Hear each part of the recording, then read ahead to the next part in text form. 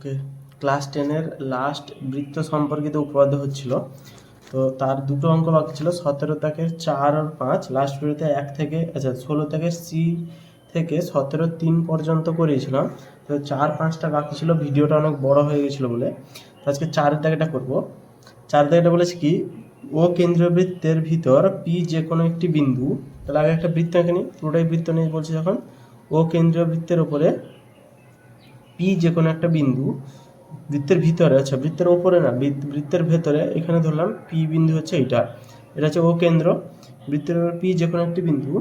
তাহলে কি বলেছে, বৃত্তের ব্যাসার্ধের দৈর্ঘ্য 5 সেমি, ও পি দিয়েছে 3 সেমি, ও থেকে পি দিয়েছে 3 সেমি। তাহলে দিয়েছে, যেটা লিখছি, ও পি সমান 3 সেমি, ব্যাসার্ধ দিয়েছে 5 সেমি। ব্যাসার্ধ একটা এই পাশে এঁকে নিই, ও এ সমান হচ্ছে 5 সেমি।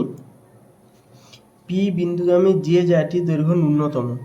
আচ্ছা, পি বিন্দুগামী জ্যা হচ্ছে এইটা আঁকবো, কারণ এটা অঙ্কের সুবিধার্থে আঁকছি। এদিক দিয়ে হতে পারে, সেদিক দিয়ে হতে পারে, যেমন ইচ্ছা হতে পারে। এটা আঁকছি পি বিন্দুগামী জ্যা, তার ন্যূনতম দৈর্ঘ্য, অর্থাৎ এই দৈর্ঘ্যটা চেয়েছে, এটা নাম দিলাম বিসি। তাহলে বিসি এর দৈর্ঘ্য চেয়েছে, এখানে ও এ ব্যাসার্ধ 5 সেমি। আচ্ছা, এখানে ও এ যা, ও সি তা, কারণ দুটোই ব্যাসার্ধ।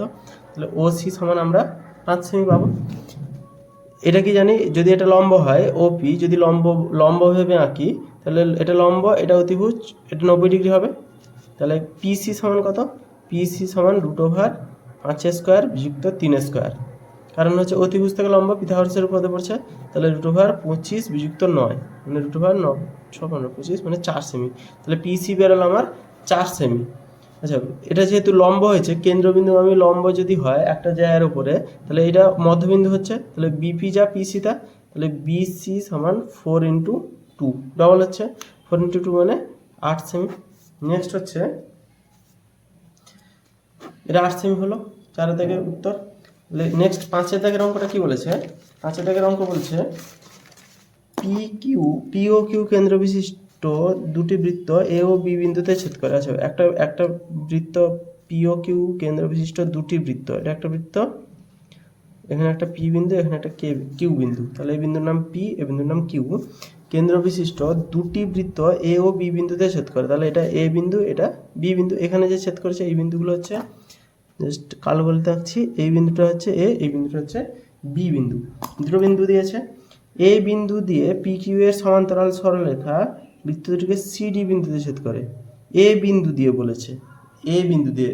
আচ্ছা, তাহলে এই বিন্দু দিয়ে আছে পি কিউ এর সমান্তরাল সরলরেখা। তাহলে পি কিউটা যদি আমি সরলরেখা আঁকি, এর সমান্তরাল সরলরেখা বৃত্ত দুটিকে যথাক্রমে সি ও ডি বিন্দুতে ছেদ করে। তাহলে এপাশে যদি আঁকি এমনি করে, তাহলে সি বিন্দুতে এখানে ছেদ করবে, এপাশে ছেদ করছে ডি বিন্দুতে। এই বিন্দুতে আছে আমার সরলরেখাটা ছেদ করে। পি কিউ 5 সেমি, তাহলে পি কিউ সমান দিয়েছে 5 সেমি। সিডি এর দৈর্ঘ্য কত? এটা পুরোটা দৈর্ঘ্য চেয়েছে।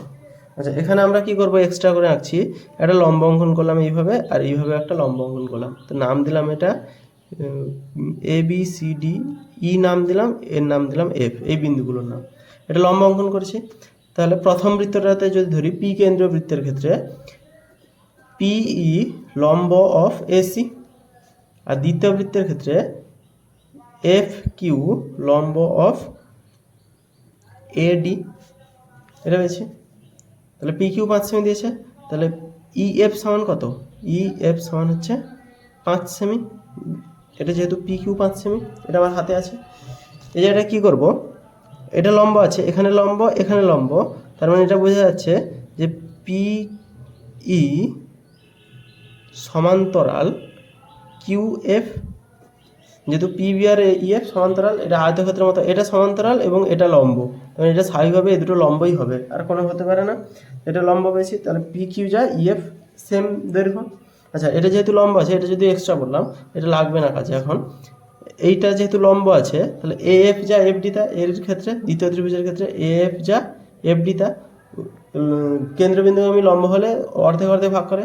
আর এপাশের ক্ষেত্রে সিই যা এ ডি তা, এপাশের ক্ষেত্রে লিখতে পারি সিই যা এ ডি তা। তাহলে পুরোটাকে যদি লিখি, সি ডি সমান লিখতে পারি সিই যুক্ত ই এ যুক্ত এ এফ যুক্ত এফ ডি। পরপর 4টে ভাগ করলাম, সিই ই এ এফ এ ডি। পুরো সিডিটার মান চেয়েছে, তাই সিডিটাকে ভাগ করলাম।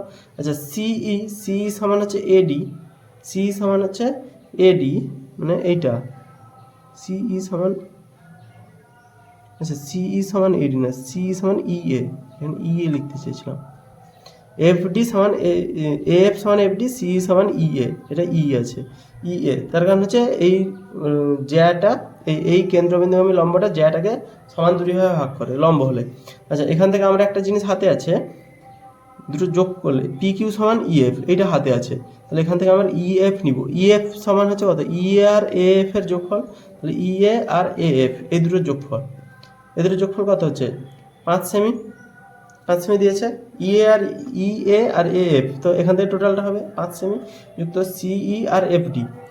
সিই হচ্ছে কার সমান, সিই হচ্ছে ই এর সমান, তাহলে সিইর জায়গায় ইএ লিখতে পারি, যুক্ত এফডির জায়গায় এএফ লিখতে পারি, সমান 5 যুক্ত এটা আবার ইএফ আসছে ই থেকে এ পর্যন্ত, আবার এ থেকে এ পর্যন্ত, তাহলে ইএফ সমান আমার 5 সেমি ছিল, তাহলে উত্তর হলো 10 সেমি। বেসিক্যালি এইটা হচ্ছে এইটা দুটোর যোগফল যা হবে আর এইটা যা হবে একই হবে, কারণ অর্ধেক ভাগ করে একটা জ্যাকে কেন্দ্রবিন্দুগামী জিনিস অর্ধেক ভাগ করে, তাই জন্য 10 সেমি উত্তর হচ্ছে। নেক্সট ভিডিওতে শুরু করবো আয়তঘন থেকে।